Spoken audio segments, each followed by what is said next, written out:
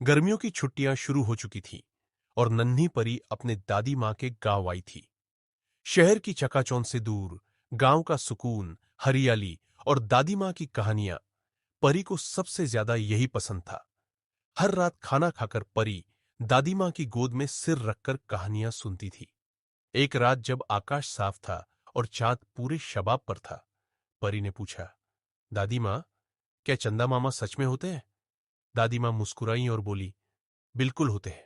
और क्या तुम जानती हो, एक बार मैं उनसे मिली भी थी। सच दादी माँ? परी की आंखें चमक उठी। हाँ, बहुत साल पहले की बात है। दादी माँ शुरू हुई, जब मैं तुम्हारी उम्र की थी, ठीक तुम्हारे जैसी शरारती।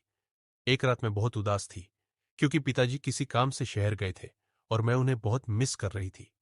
उस रात मैं आंगन में लेटी चाँद को देख रही थी और फिर अचानक चंदा मामा सीढ़ियों से उतरते हुए मेरे पास आ गए। फिर क्या हुआ? परी उछल पड़ी। चंदा मामा सफेद कुर्ते पाजामे में थे, बाल रुई जैसे, और हाथ में एक चमकीली छड़ी थी। उन्होंने पूछा, छोटी गुड़िया, क्यों उदास हो?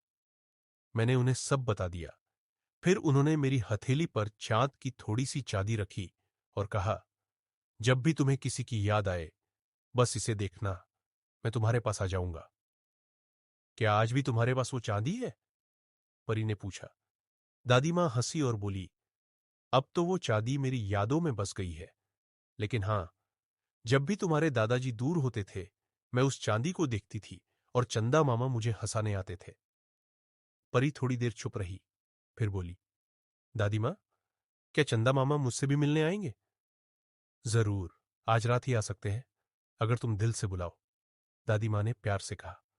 उस रात परी ने चुपचाप आकाश की ओर देखा और धीरे से बोली, चंदा मामा, आइए ना, मुझे कहानी सुनाइए।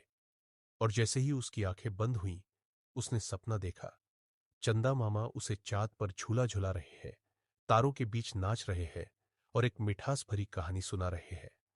सुबह जब परी उठी, उसने दादी माँ को गले लगाकर कहा, दादी माँ, चंदा मामा सच में आए थे।